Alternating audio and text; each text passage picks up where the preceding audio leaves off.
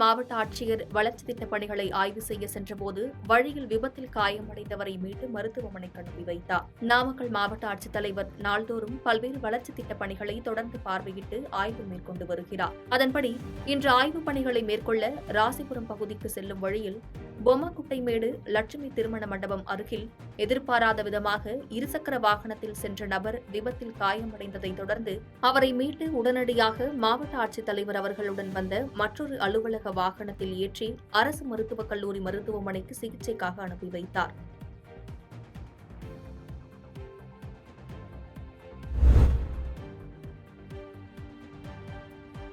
செல்லமாக வளர்த்து வந்த செல்லப்பிராணியின் இறப்பை தாங்க முடியாத குடும்பத்தினர் கண்ணீரஞ்சலி போஸ்டர் அடித்தும் உடலுக்கு மரியாதை செய்தும் அடக்கம் செய்தனர். புதுச்சேரி கதிர் கிராமத்தை சேர்ந்தவர் மதி. இவர் கடந்த 2014ஆம் ஆண்டு நாய்க்குட்டி ஒன்றை ஆசையாக வாங்கி அதற்கு ராம்போ என பெயர் வைத்து செல்லமாக வளர்த்து வந்துள்ளார். தனது குடும்பத்தில் ஒருவராகவே வளர்த்த செல்லப்பிராணிக்கு திடீரென உடல்நலம் பாதிக்கப்பட்டு நேற்று உயிரிழந்தது. செல்லப்பிராணியின் மறைவை குடும்பத்தாரால் ஏற்றுக்கொள்ள முடியாமல் மன வருத்தத்திற்கு தள்ளப்பட்டனர். மேலும் தனது செல்லப்பிராணி ராம்போ இருந்ததை ஊர் முழுக்க தெரியப்படுத்த வேண்டும் என்பதற்காக கண்ணீரஞ்சலி போஸ்டரை புதுச்சேரி முழுவதும் ஒட்டினார். அது மட்டுமல்லாமல் சவப்பெட்டியில் ராம்போவின் உடலை வைத்து உறவினர்களுக்கு சொல்லி அனுப்பி உடலுக்கு மாலை அணிவித்து அஞ்சலி செலுத்தினார்கள். இந்த வீடியோ தற்போது இணையத்தில் வைரலாகி வருகிறது.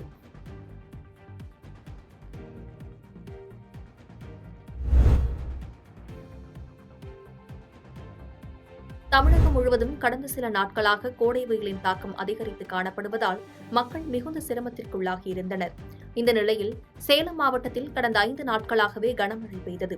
குறிப்பாக சேலம் மாநகர் மற்றும் அதன் சுற்றுவட்டார பகுதிகளில் 1 மணி நேரத்திற்கு மேலாக கனமழை பொழிந்ததால் மக்கள் மகிழ்ச்சியடைந்துள்ளனர்.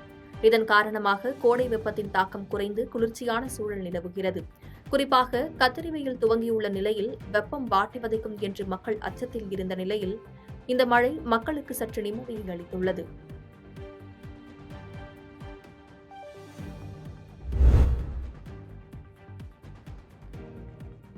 சேலம் பெரியார் பல்கலைக்கழக ஓய்வு பெற்ற பதிவாளர் தங்கவேலுவுக்கு ஓய்வூதியம் வழங்கும் துணைவேந்தரின் உத்தரவுக்கு பேராசிரியர்கள், தொழிலாளர்கள் கண்டனம் தெரிவித்துள்ளனர். சேலம் பெரியார் பல்கலைக்கழகத்தில் பல்வேறு முறைகேடுகள் நடப்பதாக புகார்கள் வந்ததை அடுத்து இதுகுறித்து விசாரிக்க தமிழ்நாடு அரசு விசாரணை குழு ஒன்றை அமைத்தது.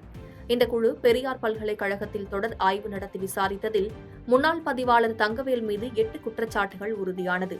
இதையடுத்து தங்கவேலுவை உடனடியாக பணியிடை நீக்கம் செய்து அவர் மீது உரிய நடவடிக்கை எடுக்க வேண்டும் என்று தமிழ்நாடு அரசு சார்பில் பல்கலைக்கழக துணைவேந்தருக்கு 2 முறை கடிதம் அனுப்பப்பட்டது. ஆனால் பல்கலைக்கழக துணைவேந்தர் தங்கவேலு மீது எந்த நடவடிக்கையும் எடுக்காமல் தற்காலிகமாக மாதம் 74,700 ஓய்வூதியம் வழங்கிட துணைவேந்தர் ஜெகநாதன் மற்றும் பொறுப்பு பதிவாளர் விஸ்வநாதமூர்த்தி ஆகியோர் ஆணை பிறப்பித்துள்ளனர். துணைவேந்தரின் இந்த நடவடிக்கைக்கு பல்கலைக்கழக தொழிலாளர்கள் சங்கத்தினர் மற்றும் பேராசிரியர்கள் சங்கத்தினர் கடும் கண்டனம் தெரிவித்துள்ளனர். மேலும் பல்கலைக்கழக விதிகளை மீறி துணைவேந்தர் ஜெகநாதன் செயல்படுவதாகவும் இது தொடர்பாக அரசின் கவனத்தை ஈர்க்கும் வகையில் போராட்டங்களில் ஈடுபட உள்ளதாகவும் அறிவித்துள்ளனர்.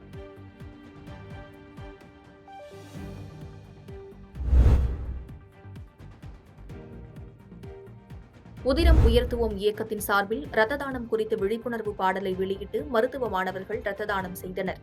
திண்டுக்கல் மருத்துவக் கல்லூரி மருத்துவமனையில் பொதுமக்களுக்கு ரத்த தான முக்கியத்துவத்தை உணர்த்துவதற்காக அரசு திண்டுக்கல் மருத்துவக் கல்லூரி மாணவர் இயக்கமான உதிரம் உயர்த்துவோம் இயக்கத்தின் சார்பில் மருத்துவ மாணவர்கள் சுமார் 100க்கும் மேற்பட்டோர் விழிப்புணர்வு பாடலை வெளியிட்டு ரத்த தானம் செய்தனர். இந்த இயக்கத்தின் முக்கிய நோக்கம் ஏழை எளிய மக்களுக்கு விலைமதிப்பற்ற ரத்தம் இலவசமாக கிடைப்பதற்காகவும் மேலும் இக்கால இளைஞர்களிடையே ரத்த தானத்திற்கு ஊக்குவிப்பதற்காகவும் மாணவர் ரத்த தான இயக்கம் உண்டாக்கி தமிழக மருத்துவக் கல்லூரிகளிலேயே முதல் முறையாக இந்த விழிப்புணர்வு பாடலை தயாரித்துள்ளனர். பாதகம் செய்பவரை கண்டால் நாம் பயங்கொள்ளலாகாது பாப்பா, மோதி மிதித்து விடு பாப்பா, அவர் முகத்தில் உமிழ்ந்து விடு பாப்பா. அண்மை செய்திகளை உடனுக்குடன் தெரிந்து கொள்ள இணைந்திருங்கள் இயம்நாடு தொலைக்காட்சியுடன்.